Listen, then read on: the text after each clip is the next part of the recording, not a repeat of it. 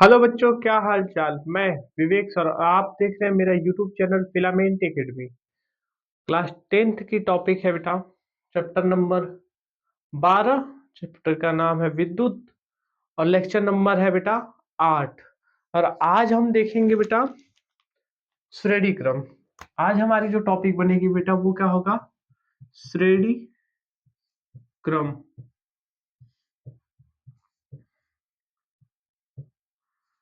जबकि इसके ऊपर से श्रेणी क्रम के ऊपर बेटा हमने पिछले वीडियो में बात किया था। आइए इसको स्टार्ट करते हैं।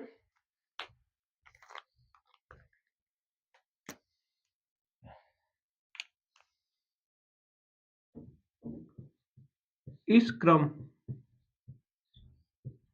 में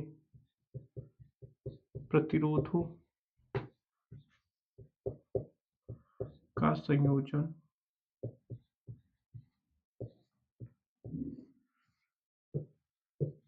इस प्रकार से होता है कि पहले प्रतिरोध का दूसरा सिरा पहले प्रतिरोध का दूसरा सिरा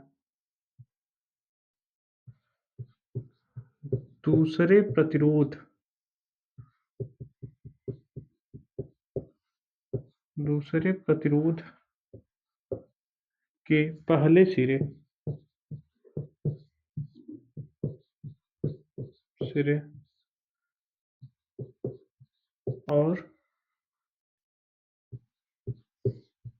दूसरे प्रतिरोध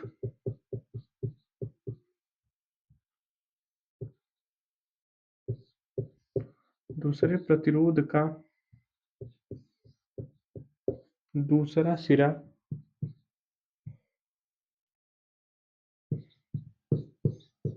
सिरा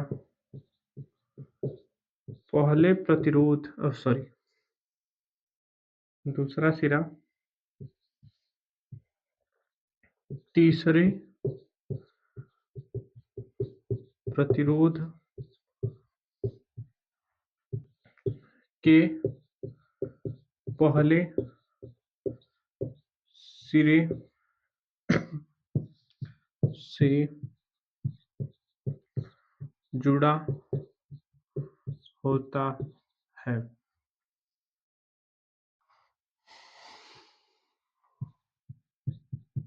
अतः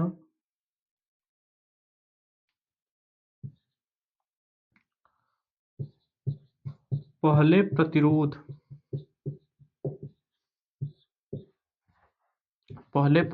का पहला सिरा और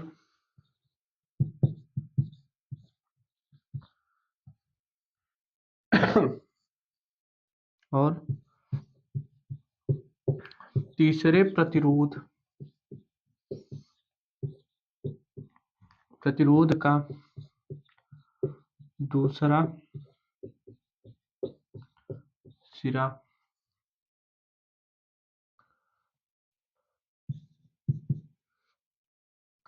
सिरे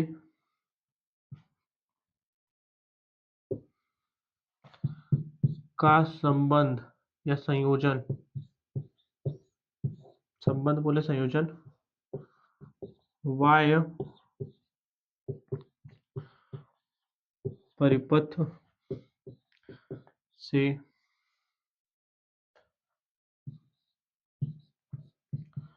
कर दिया जाता है।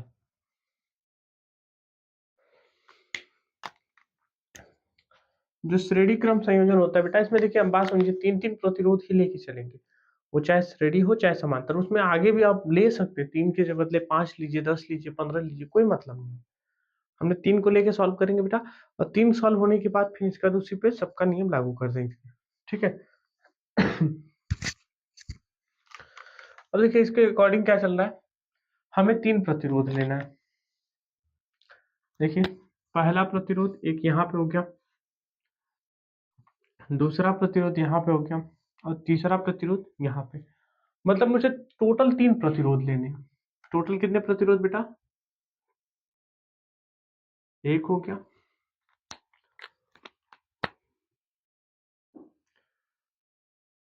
2 हो गया बेटा,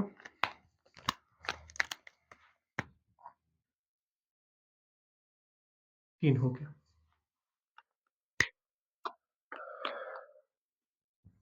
पहले प्रतिरोध का दूसरा सिरा, नंबरिंग कर लेते हैं बच्चा। ये पहला है, ये दूसरा, ये पहला और ये दूसरा, ये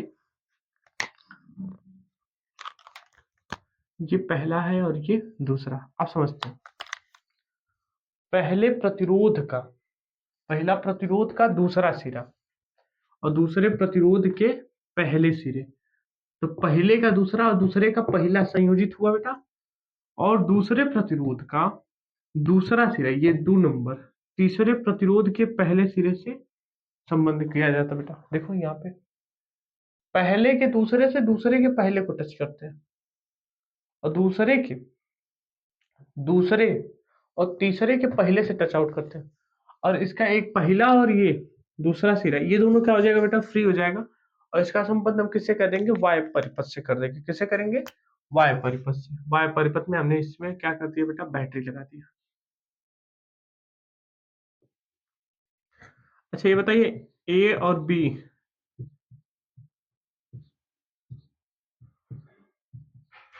बैटरी कौन है? ए वाला या बी वाला?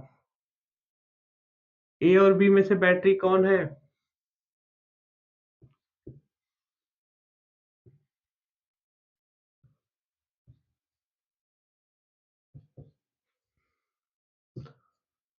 बैटरी बी है बेटा।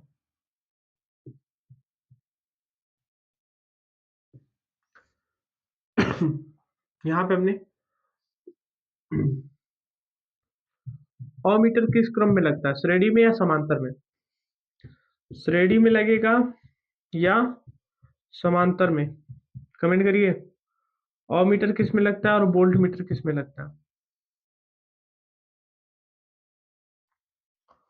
अमीटर लगता है बेटा श्रेणी क्रम में। किस क्रम में? श्रेणी क्रम में। और वोल्ट मीटर लगता है समांतर क्रम में।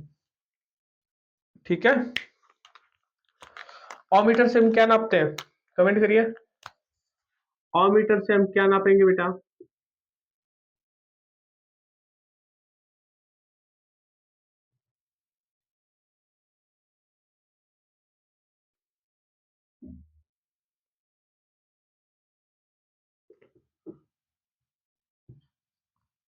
अमीटर से हम धारा नापते हैं, और वोल्ट मीटर से हम क्या नहीं करते बेटा?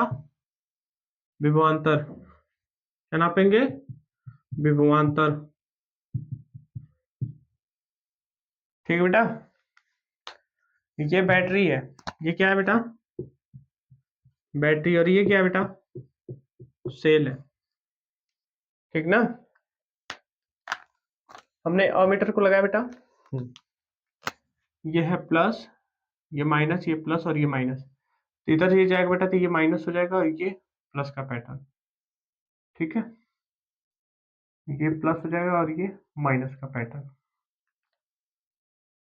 पर अभी हमने जो है पैटर्न, इसमें हम क्या निकालेंगे बेटा? इसमें से हम ये दोनों चीज टर्मिनेट करेंगे, ये भी हटाएंगे और ये भी हटाएंगे, क्योंकि हमको थोड़ा सा और इजी पैटर्न में चलना।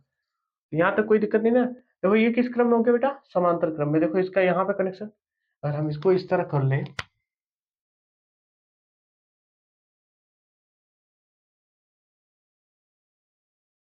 हो गया पैटर्न? बन गया कि नहीं बन गया? पर हमको उसकी रिक्वायरमेंट अभी नहीं है। आपको बताना था बेटा, हमने बता दिया, क्योंकि अगर ज्यादा करेंगे बेटा तो लिपाएगा। ठीक है, या बनाना चाहो तो बनाई दो, बनाए दो, कोनो दिक्कत नहीं।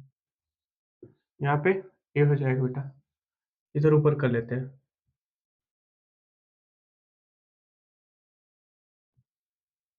इधर ये क्या हो जाएगा बेटा? Volt meter. ठीक, यहाँ तक कोई किसी को दिक्कत नहीं ना? ये प्लस वाला टर्मिनल है, ये माइनस है, इधर ये माइनस है और ये प्लस है। कुंजी लगा दें, कुंजी यहाँ लगा देते हैं। कुंजी बंद हुई। धारा किधर से चलेगा? धारा किधर से चलेगा, कमेंट करिए। प्लस वाले टर्मिनल से कि माइनस वाले टर्मिनल से? धारा सदैव प्लस टर्मिनल से चलेगी। किधर से चलेगी बेटा? प्लस टर्मिनल से। धारा की दिशा इलेक्ट्रॉन के विपरीत होती है, याद है ना? ठीक बेटा। इसका नाम लेते हैं बेटा R1, प्रतिरोध है R1, ये प्रतिरोध है R2 और ये प्रतिरोध है R3। ठीक बेटा। इसका विभवांतर होगा बेटा V1, यहां से यहां तक। फिर यहाँ पे विभवांतर होगा बेटा V2, यहां से यहां तक। फिर विभवांतर होगा बेटा 3 V3। यहां तक किसी को कोई दिक्कत है? और बैटरी का विभवांतर बेटा V होगा। बैटरी का विभवांतर V होगा, क्योंकि V वोल्ट की बैटरी मान लेते हैं, V वोल्ट की बैटरी लगी है बेटा। ठीक है, यहाँ तक कोई दिक्कत नहीं ना? तो टोटल विभवांतर जो होगा बेटा V1 V2 V3 किसके बराबर होगा? बैटरी के विभवांतर के। याद रखिएगा, ठीक है।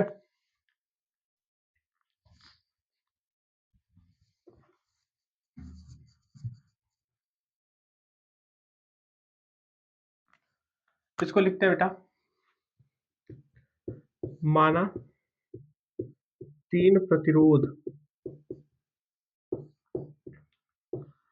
R1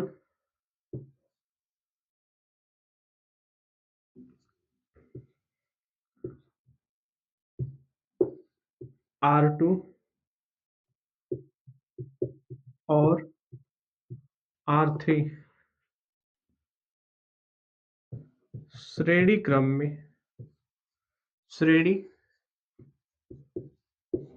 में जुड़े हैं।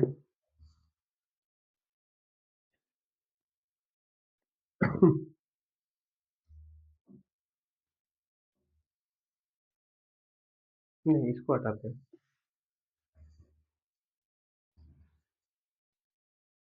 इस तरह लिखते हैं बेटा, माना तीन प्रतिरोध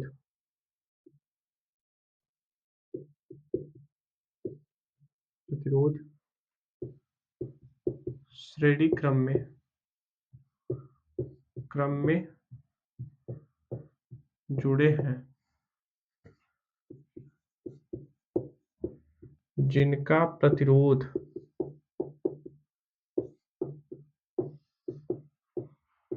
क्रमशः R1 R2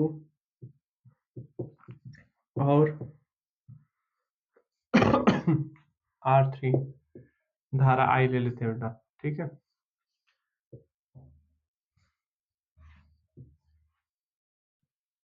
R3 है तथा इन पर उत्पन्न विभवांतर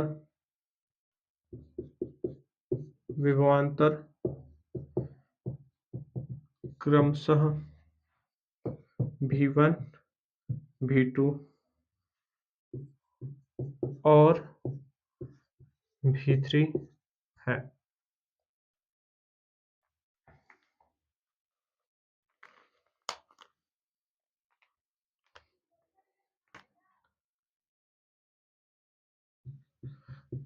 अतः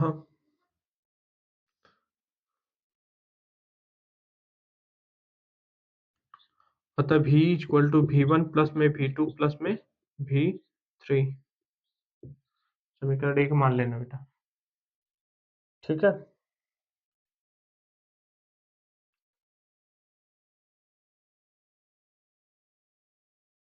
उत्पन्न विभवांतर बैटरी के विभव के बराबर होगा। ठीक बेटा, क्यों ऐसा हो रहा है? क्योंकि ये जो भी है, ये जो भी था बेटा, इसके लिए ये बैटरी का ही भी सब इन तीनों जगहों पे डिस्ट्रीब्यूट होगा। तथा सभी प्रतिरोधों में तथा सभी प्रतिरोधों में धारा आई प्रवाहित हो रही है। ठीक है बेटा, सभी प्रतिरोधों में क्या हो रहा है, धारा आई प्रवाहित हो रही है।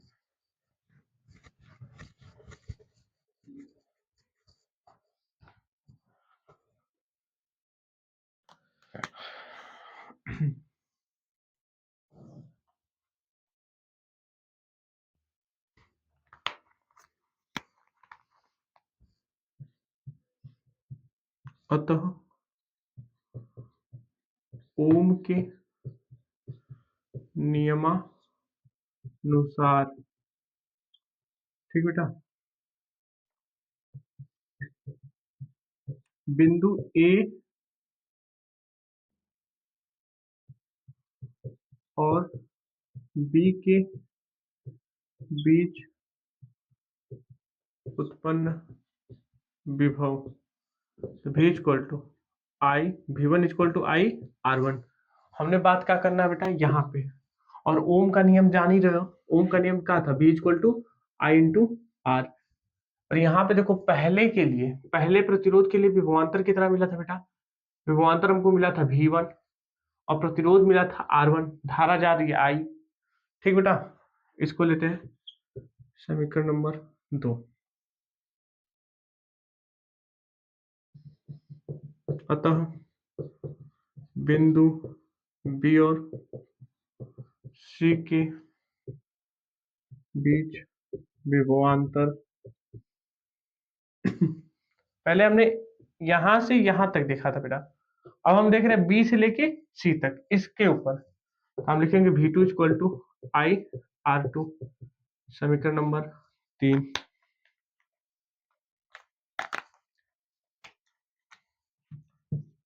पुनः बिंदु सी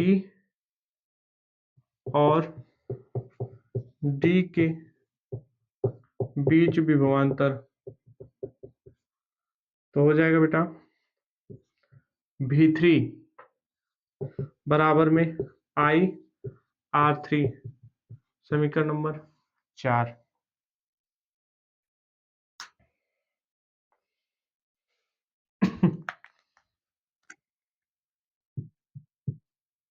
समीकरण 2, 3 और 4 को जोड़ने पर, 2, 3, 4 इन तीनों को जोड़ रहे हैं तो बेटा क्या लिखेंगे, V1 प्लस में V2 प्लस में V3, और इधर हम क्या लिख देंगे बेटा, हो जाएगा हमारा आई R1 प्लस में आई R2 प्लस में आई R3। यहाँ तक किसी को कोई दिक्कत? इन तीनों में से बेटा देखो आई आई आई तीनों में से कॉमन, हमने आई कॉमन ले लिया बेटा, तो क्या बनेगा R1 प्लस में R2 प्लस में R3। और हमने पहले ही सॉल्व किया था बेटा V1 प्लस में V2 प्लस में V3 इक्वल टू किसके, V के, तो हम यहाँ पे V लिख सकते हैं, लिख सकते हैं। यहाँ तक कोई किसी को दिक्कत नहीं ना है?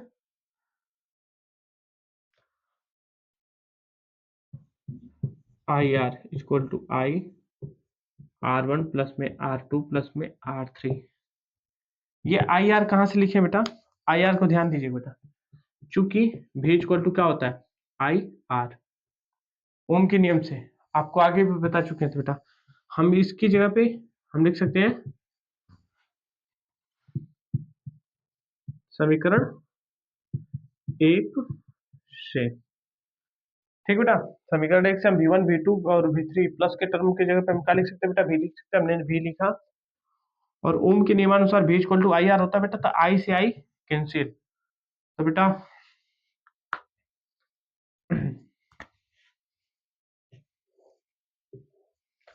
अब यहाँ का पैटर्न यहाँ देखते हैं बेटा, तो आर टी लिख सकते हैं, क्योंकि यहाँ पे देखो पूरे के लिए बात हो रही है बेटा, तो यहाँ पे हम टी ले लेते हैं, इस पूरे के लिए बात होने लगी बेटा, हम क्या लिख सकते हैं, आर टी, आर टोटल बराबर R1 R2 और ये R3। या हम लिख सकते हैं इसको, क्या लिख सकते हैं बेटा, एक पैटर्न और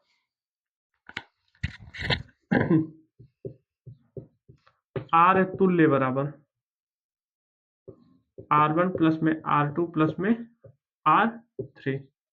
तो यहां तक किसी को कोई दिक्कत? ये हमारा मेन फार्मूला है बेटा, ये हमारा क्या है बेटा, मेन फार्मूला। और इस पे हम लोग को एक क्वेश्चन भी सॉल्व आउट करते हैं बेटा, ध्यान दीजिएगा।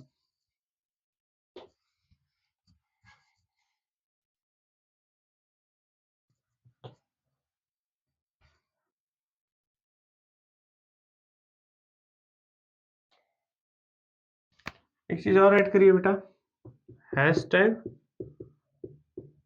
विवेक सर। ठीक बेटा।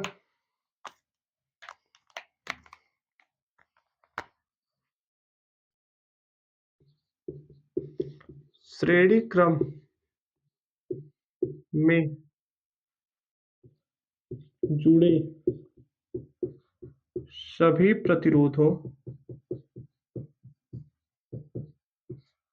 प्रतिरोधों में धारा समान रहती है। क्या होता है बेटा, धारा क्या होगा, समान होगा।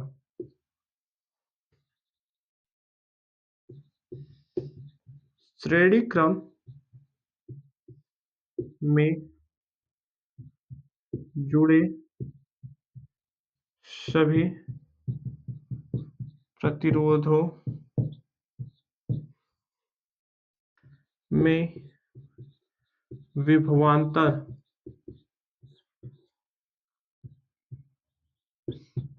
भिन्न भिन्न रहता है।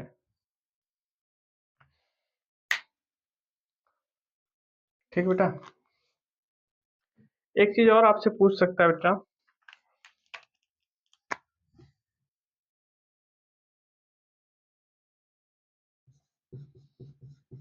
श्रेणी क्रम में विभवांतर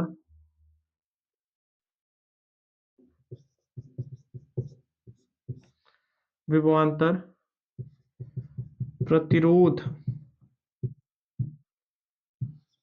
के अनुक्रमानुपाती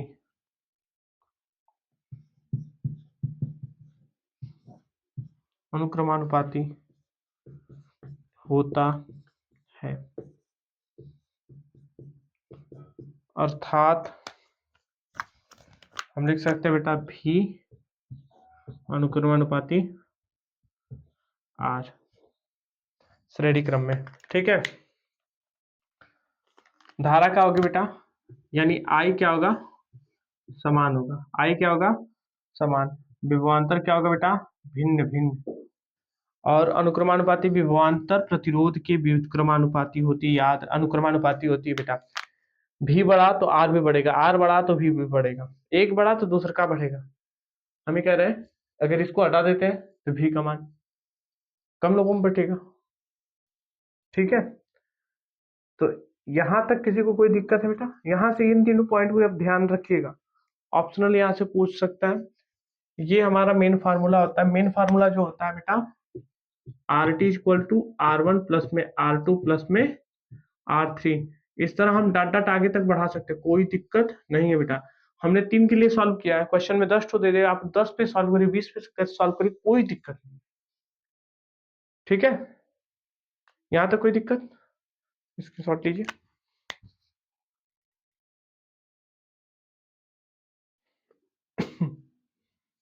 आइए इस पे क्वेश्चन करते हैं।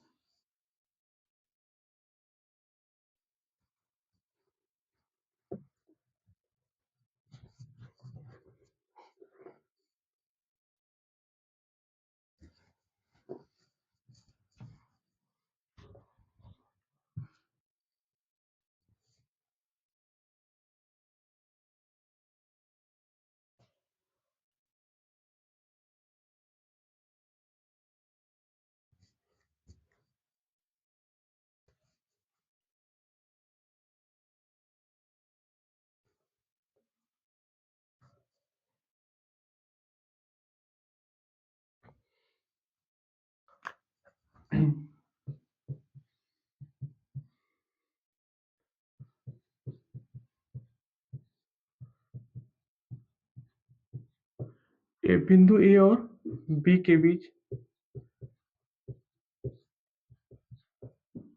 तुल्य प्रतिरोध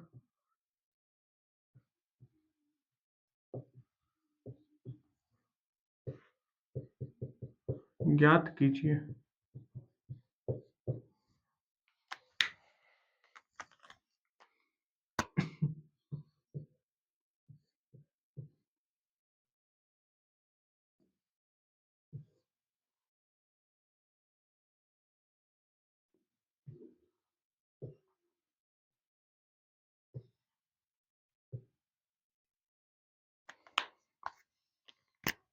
ये ए है और ये बी है। 2 ओम, 3 ओम, 2 ओम, 1 ओम, 5 ओम। ठीक बेटा, इस तरह क्वेश्चन देख के घबराना नहीं है, परेशान नहीं होना। एक और क्वेश्चन देख लेते हैं।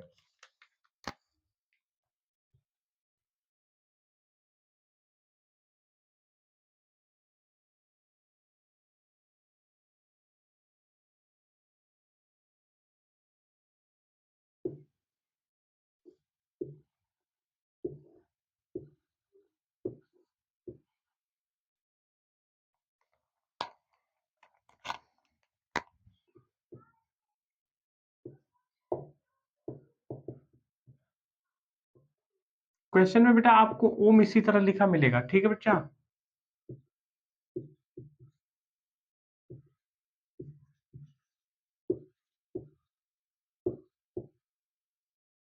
ठीक, हम इसको पहले वाले को सॉल्व करते हैं। इसको समझिए, अब इसको इमेजिन करते हैं एक रस्सी है, इसको इसी तरह हमने सेट किया बेटा। हम क्या काम करते हैं, रस्सी का ए सिरा पकड़ लेते हैं। ए सिरा को हम क्या काम किए, पकड़ लिए। और बी सिरा को जब खींचेंगे बेटा, जब बी सिरा को खींचेंगे तो रस्सी कैसी हो जाएगी, सीधी होगी। कन्फर्म हुआ, रस्सी कैसा हो जाएगा बेटा, सीधा। तो अब जैसे देखो ये लाइनिंग हमारी इस तरह हो जाएगी।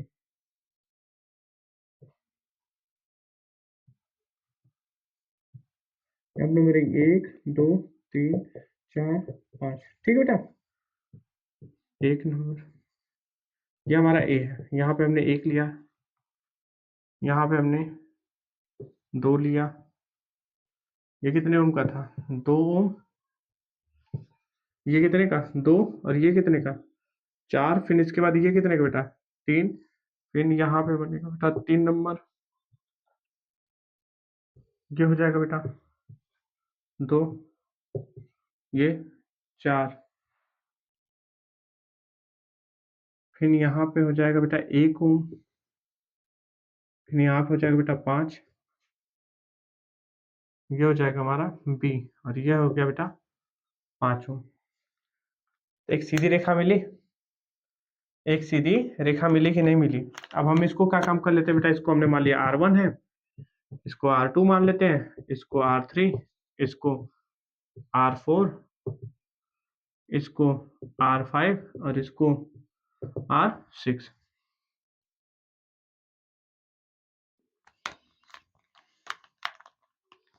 हम लिखते हैं हम जानते हैं। श्रेणी क्रम में संयोजित प्रतिरोधों का टर्म क्या होता है बेटा, सॉल्यूशन का टर्म। इस तरह का अगर क्वेश्चन दिया तो ये पूरा स्ट्रक्चर हम सॉल्व आउट करेंगे, फिर लिखेंगे यहाँ पे दिया है। R equal to R T equal to Aarti, Aarti, Aarti नहीं, नाम नहीं ले रहे किसी लड़की का। R4 प्लस में R5 प्लस में R6। ठीक बेटा, 6 तक है तो हमने 6 तक लिखा। R1 का मान 2, R2 का मान 4, R3 का मान 3, R4 का मान 2, R5 का मान 1, R6 का मान 6। 4 2 6, 6 3 9, 9 1 10, 2 12, 5 17।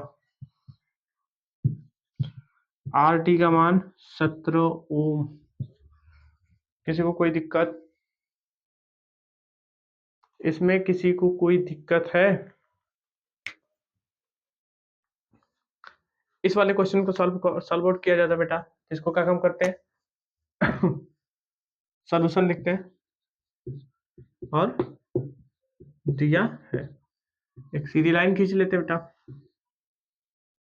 1 ओम, 2.5 ओम, 3 ओम, 3.3 ओम, 4 ओम, 2 ओम और ये 3 ओम। यहाँ पे बी है, यहाँ पे ए है। हो जाएगा बेटा।